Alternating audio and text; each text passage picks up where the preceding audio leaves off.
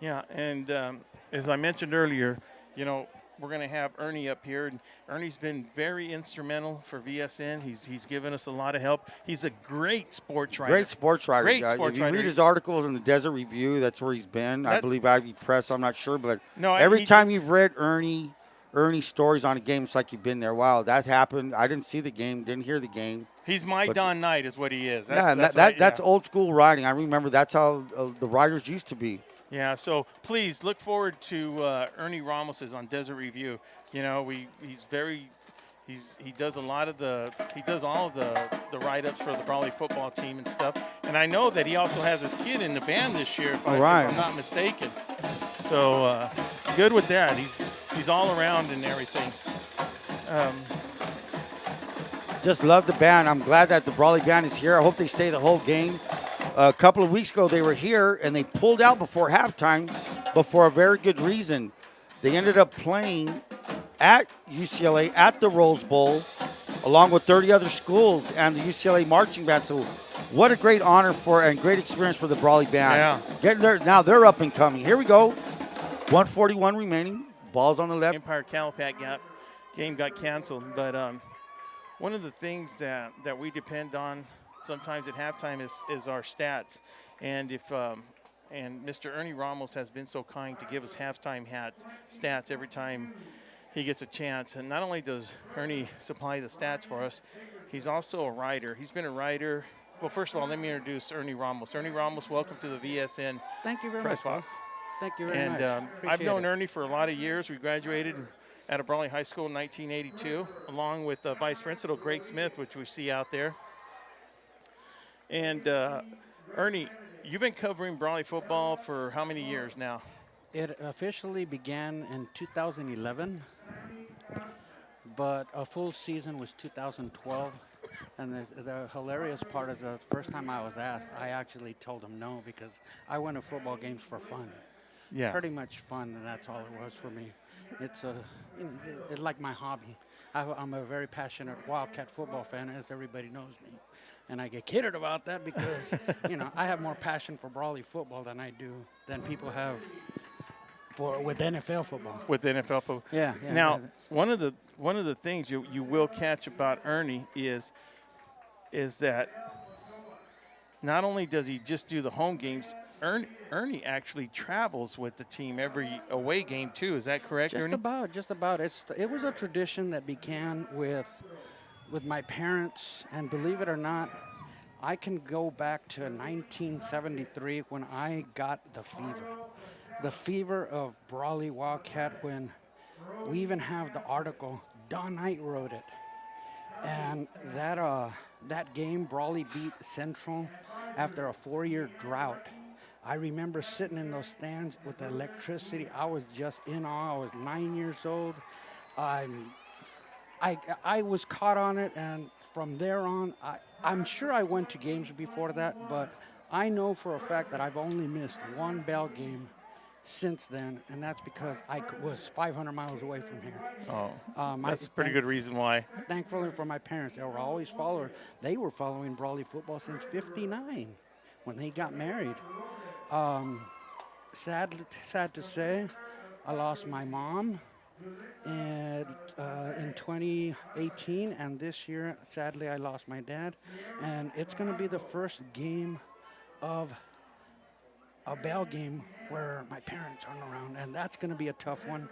But one thing I did, I was one of the first ones to buy seats, and I actually bought the same 2 seats that my parents sat at 2 years ago, their last Bell game. So that's another thing. Lots of memories of Bell games. Lots of memories. Well, that's one of the good things. A lot of people share a lot of things, and it's good to hear that one of the things that you shared with your parents was able to go to all the games, especially make the Bell game a special game to always attend. So that's a pretty touching story there, Ernie. And the other thing I want to talk to you about, you've been writing now for a while now. How long have you been writing now? Since 2012 with the Desert Review. Awesome bosses. I don't even call them. They're so awesome. You can't picture a boss like that. But Betty and Lloyd are incredible. They love my stories. Every summer I get a phone call from Betty. Are we going to have you this year? And you know what? I'll kid around every now and then. I'll say, well, I already have my stuff, Betty. I have it ready. Yeah. Well, no, actually, you know, even before we started doing this gig, you know, it was. I always look forward to reading your articles. Appreciate it. I'm going to ask you some of these other questions. You've been around. Me and Ronnie have our favorites, but let's go with the skill position. Talk to me about some of, in your opinion, some of the best. You know, I'm going to go a different way. Let's go some of the best linemen you remember. Uh-oh. Yeah, That's a tough I can help you. I can help you with that I one. know one name comes up, and I don't even know him personally. Russell Abubu. Russell Abubu. He's in the Hall of Fame. I can tell you Yes. that much. Yes, definitely him. 1981, Tim McClanahan. Tim McClanahan, definitely. John that Smith. Whole line, that Remember whole line. 1979, John Smith. Yeah, he's a beast. And, you know, you cannot, I mean, as much as I've been watching this football, I got to go back to last year. That was the biggest, one of the strongest, most intimidating lines we ever had. Yes, You had the twins on there, the Dom twins. And I actually coached them in baseball. oh, is that right? Yeah, I knew they were going to be in here. And then you had the big guy, and then, you know, I'm thinking of his name. It's Frank Waters' nephews. Oh yeah, Mr. Henry Thomas. Yeah, Henry Thomas. We had Henry Thomas, you know, and he reminded me a lot about. Henry Thomas did remind me of Frank Waters. So it's just, I mean, I hadn't seen a line like that in a long time. But you know, you bring up some names, Russell Abubu, and you know, like I said, Tim McClanahan, and off the top of my head. I'm going a little bit blank, but because I'm trying to remember some of the names in the recent years. So let's jump over to the guys that made the linemen make them look good. What about running backs? Wow, that's a tough one only because We've had there's some so of the many. best running. Yeah, there's no, I some think of the you're right. I best. think Yes, it's just so tough. many. Yeah, because Of there's so course, many. Zay Shepard comes to mind. I remember when Ronnie was playing, and we had three running backs. That we had the fullback with Jay Platt, Ronnie was running back, and Marvin Carter. Marvin Carter. And if I'm not mistaken, all three of them, well, at least two of them had 1,000 yards rushing that year, and Jay Platt was just under that, only because he was a fullback. Yeah. That's 3,000 yards, and to me, I believe that's one of the best Brawley teams that ever stepped on this field. Well, I really do. You know, I'm kind of favorite to the 2004, not only because I coached them and my kids on there, but I got to go back a little bit earlier. I got to go back to the 1979 that had Gary Lopez, Rick Marcus. That's the team. That's the team because they played. No, Ronnie and them were on it. That's true. Yes. They were on it. And they had, I think, Art Sykon, Ed Wiest in the backfield. Mm-hmm. And actually the only sophomore to be on that team was Brian Foster at the time. Mm-hmm. You know, and now we're going back 35-something years here. But and God rest his soul. God rest a lot of the, Brian, we lost Brian this year. Yeah, so sad. So, yeah, a lot of... That's part of the thing when you keep track and you live this long. You see those kind of things. But sadly, yes. Now let's go to quarterbacks. Let's go of the late and of the early. Rick Marcus. Oh, Rick Marcus. You got to say Rick Marcus, man. Rick Marcus, one of the smartest gentlemen. And you know what? We actually have his grandson, Nathan, wearing his number, 12. Yes, Good old number 12 wearing his number. And that's in tradition. I think all the Torrez boys and all the boys that played before him wore number 12 in honor of their granddad. Yes, definitely. Naturally, Baez for the 2004. 2004. He had so many weapons, but he knew when to use them. Yeah, you know, I'm going to go back in the little in-between in the 90s when Brawley was a powerhouse, when Kurt Rubin was running the ball.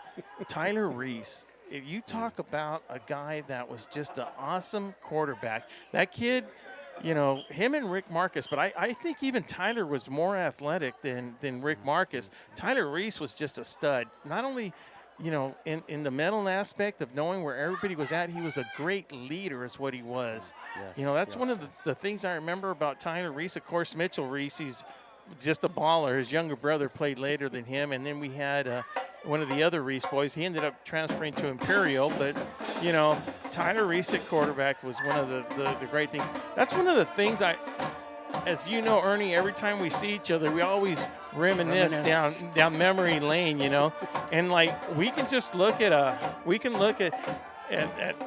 any year and remember people like Donamick Aguirre, one of my favorite all-around kids. That's the one from the 2001 team. We right? lost. Brawley lost to modern day Marian Catholic. Yeah, Marian Catholic 28-7. in the semis, and stuff like that. And then how can you go wrong? I mean, you got Nico Aguirre right now getting ready. He's playing in Utah right now, and he's just doing a fabulous job. He's playing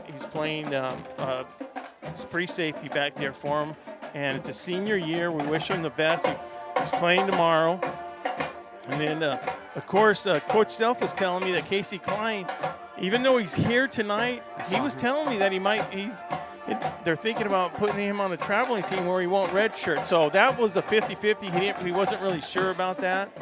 But it's always good to see people like you, Ernie, because we go back so many years. I mean, we just love going back. Decades now, dude. We go decades. We don't even go 3-4 years. Yes. But we go decades. But when you start talking about the Zay Shepherds, the Sam Toomers, the Marty Muhammads, and who could forget Michael Muhammad? He was one of the best receivers here, went into the NFL for the Denver Broncos and the Jacksonville Jaguars, as a linebacker. I followed as far as his stats and everything in college. And I thought what was the most amazing about Mike Muhammad is that he was leading the Pac-12 or whatever they were in Pac-10. It keeps on changing. But with tackles, and he wasn't even in a starting position because he was smart enough to know all the different plays of all the linebackers. So he was always in them. He just didn't have one of the reasons they got him because he was one of the smartest players on the team. Yes, definitely. So as I look on, as Joaquin allows me to look on my Facebook page, I'll tell you what. If somebody can throw some names out there, I'll tell you what. I think me and Ernie will come up with some stories of some of the seasons they had. Can I say a story? I want to say a story, a real quick story of what I remember. Of never to leave a football game early. One of the reasons I'm really into football, I love high school football. I was in the band. I was too small to play. You guys were just too big. But I remember being in the band one homecoming game. I love telling this story because we had to leave early. And getting on that bus was one of the toughest things for me to do. And I was in high school. We were playing Coachella here, and when we left, I had snuck in an AM radio to listen to the game. And they were moving the ball all the way down the field. They were getting ready to score. And all of a sudden, while we were in front of the Lions Center on our bus right back, I'm yelling, "We won the game, we won." And they're going, "How can we win the game? They were going to score. Clarence just caught a 100-yard interception return, and he just ran it all the way back. We won. I think we were winning 3-0 at the time, and he took it back 10, and I believe we won 10-0 that game, or it was something like that. But and ever since I've never left early. You've never left early again. I don't leave early at games. This is my personal opinion. It's a disrespect to the players. Even if we're winning 50-0 or losing 50-0, it's a disrespect to every kid out there suffered through that hell week in August. Yeah. They deserve a quick trip to my car to get out of the parking lot is not worth it. Well, I can't say goodbye to Ernie without saying some of the people that were my quarterbacks during my playing days. Of course, when you had Joseph Martinez for Ronnie's quarterback, you had Alfred Juarez, which was a dual threat quarterback. He was your passing and your runner, and he also shared the duties with David Schaefer. Remember David Schaefer? Alfred got us in against Ganesh. Yeah, they put him in and made one a of the big reasons difference. that we still had a chance there at the very end. Oh, good old Alfred Juarez, which is one of the inductees to the Hall of Fame not too long ago. Awesome. So. I mean, and it's good to see the new crowd of kids. You got the Godinez kids. I mean, we had Nate, a couple of years ago, and I coached some of them in Pop Warner. You don't always have favorites, but you have people that are just like studs. Like when I say stud, I mention people like you got little Donnie Wharton. Now that kid right now is in the U.S. Air Force flying jets. I mean, the kid quarterback here, they play like fullbacks, they play their butts off, and now he's flying jets for the U.S. Army. Just one of those kids you can say not just his parents are proud, but the town of Brawley is proud. Not just Brawley, but the Imperial Valley, to see somebody at the quarterback position, you know, give it all out and succeed in another career, especially to see what he's doing right now. I mean, it's just great to see those kind of stories, you know. I just spoke to Andrew Ortiz's mom not too long ago, and he was actually doing, you know, those lines, those electrical lines that are like they seem to be like a mile high. Yeah. Apparently, he's doing that. Who's and that? Andrew Ortiz, the Beast. Oh, Beast okay. mode. Andrew Ortiz, 2000. He graduated 2005, 2004 with he. Andrew Ortiz. Andrew Ortiz, yeah. He was just one of those north and south runners, you know. My gosh, yeah, but he really surprised me from his freshman year to his. Kurt Sanders is another one that comes to Yeah. mind, and I know these people are throwing names out there. And, you know, I'd be amiss if I didn't mention Pablo Torrez. I remember him at the Bell game in El Centro down there where he had to come in and take over at quarterback duties. Just did a tremendous job. He's living up in San Diego now, but he still follows Brawley football quite a bit. So it's just good to see people, and that's one of the things that BSN's doing, Ernie. We want to reach out to the people that aren't always at the game. Now, you know, that's BSN's deal. You know, our main goal is to get people to the stands, Ernie. That's our main goal, to get people to come to the game. It's beautiful weather. It's Friday night. You can't beat the atmosphere of being at the game, Ernie. I mean, it's fun to watch it. Hey, listen, I understand if people can't travel. I understand. But, you know, BSN and everybody, the Billy Brewer from you know, the Principal Sanchez to Simon Canales, I mean, we need to fill these stands up. We need that Brawley pride back. And I think we're getting slowly but surely. We're gonna these next few years look like we're gonna have teams to bring in people too. Yeah, they're looking very positive, and it's not just about winning, because look, we didn't always have to win. I mean, when I say we, I mean Brawley didn't always have to win, but we always had a good following, and we need to get back to where we were at. Yes. So, definitely. Ernie, I appreciate you coming up Thank here. you, Will. I appreciate And not only BSN, but everybody in the community appreciates your writing. You're awesome. You're awesome when it comes to reporting and writing, and everything has to do with the Wildcat football team. So It's amazing, Will, that I got the greatest compliment. I don't know how many years ago it was. It was about 3 or 4 years, and it was exactly what you said when you said you read Don Knight. And I was like in awe, because to tell you the truth, he's one of the best writers. I used to enjoy and love reading his stories. Whether or not that was exactly what I wanted to be, exactly, but you know, that was the ultimate compliment. Thank you very much. And I meant it Will. because to me, Don Knight, I mean, when you had a whole page on each game, that was one of the things I really look forward to, is going to the store at 7-Eleven down there on K Street as a kid, going down there and getting that damn newspaper and seeing all the pictures and full page articles, you know. And that's one of the reasons VSN got involved with this. I think we lacked the coverage, Ernie, so we decided to get it. So with half